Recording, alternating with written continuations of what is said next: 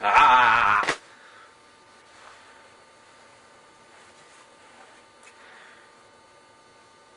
The hell? How long has this been in here? This might have been a little more timely a few weeks ago when Terminator Salvation was released to theaters, but in the end, I don't think anyone's really going to notice. Upon doing research for about any European exploitation flick, you'll most definitely find about 50 alternate titles to each movie. And whether or not the movie in question is a ripoff or not, you'll find some alternate titles that really want to make you think that the movie is a microfraction as good as a more popular and higher budgeted film.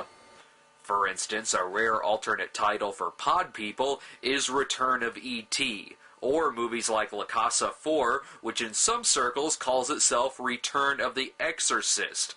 Or how about another title for La Casa 4 that cuts right through the bullshit and simply calls itself Evil Dead 4 or Ghost House 2? Make up your fucking mind. Is it 2 or 4? Then there's Naked Exorcisms, total permission that you can just simply call it Exorcist 3. Should we even get into the 50 billion unofficial zombie sequels? But one of the most blatant examples I've seen of unofficial sequelization is Bruno Mattei's Terminator 2. Why, you ask? Because Terminator 2 is its most popular title. It isn't one of those situations where it's most widely known as Steam Room Aliens, but in Kazakhstan it's Terminator 2. No, this movie is most famously known as Terminator 2. Hey, can't you hear us?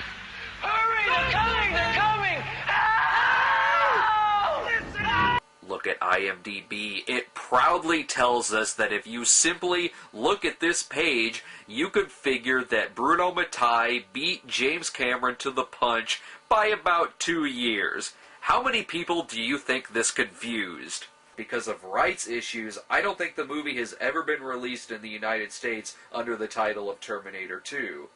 In fact, I don't even think it's been released in the United States at all, not even under its other alternate title, Shocking Dark. But no one calls it that. It's much more fun to fuck with friends by calling it Terminator 2, and you can even take it a step further by telling them that it's from the director of Jaws 5.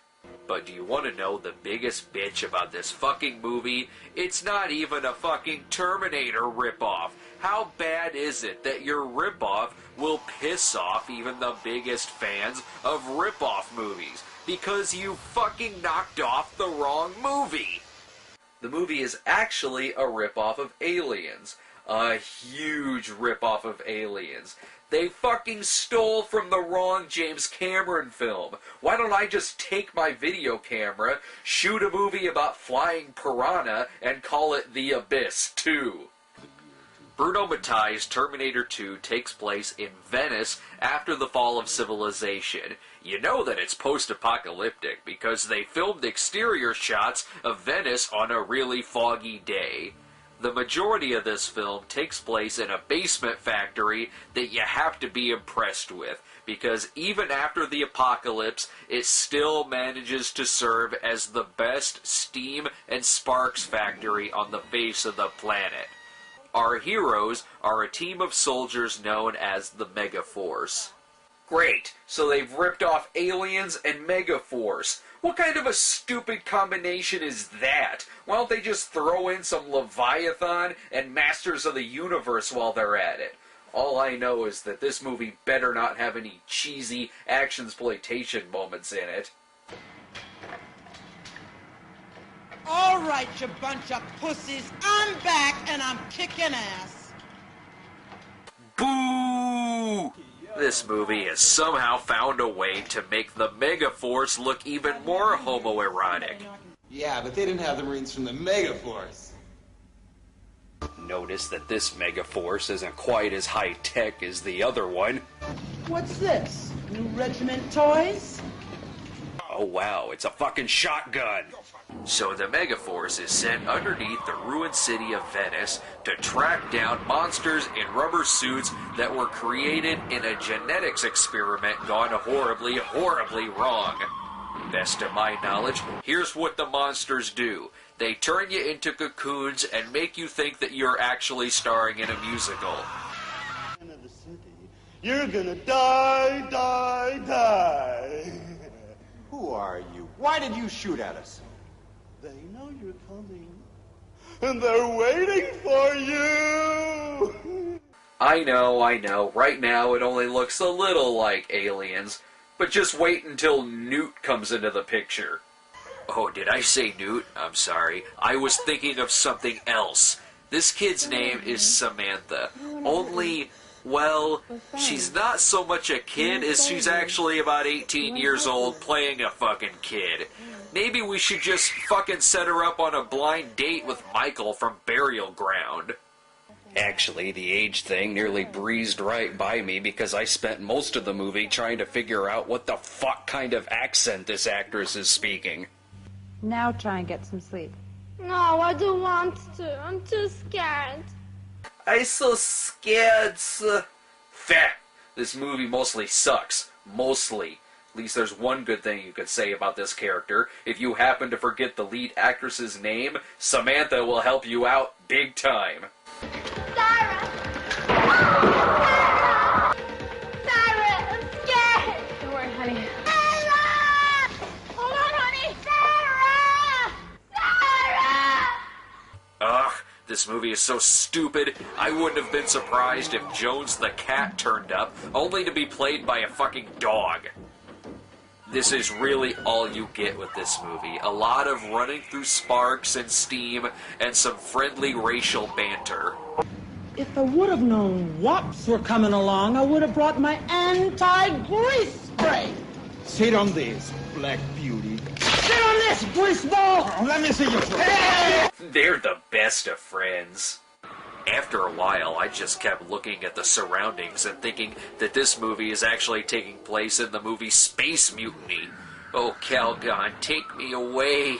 Every now and then it cuts back and forth to the control center, and why it does that, I have absolutely no fucking idea.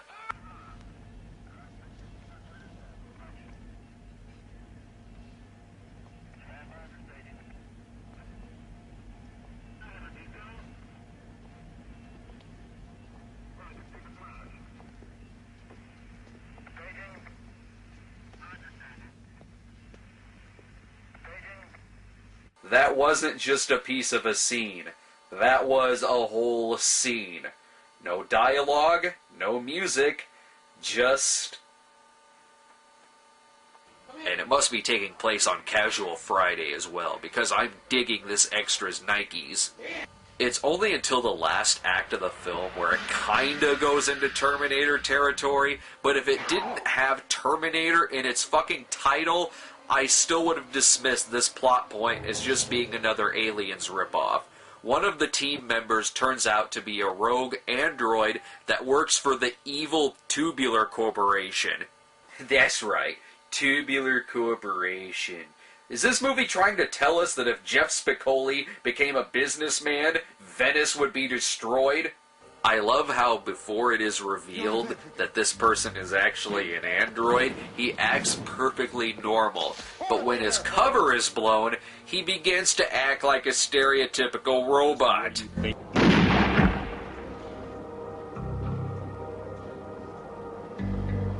You still haven't realized that I'm immortal. Immortal my ass. I get the feeling that these are the rubber-skinned cyborgs that Kyle Reese was talking about. You can pretty much pick up any weapon you want, and it'll put this thing out of commission for about 20 minutes. God damn it, is there anything else about this movie that can piss me off? Hey, where are you? How dare you, movie? How dare you?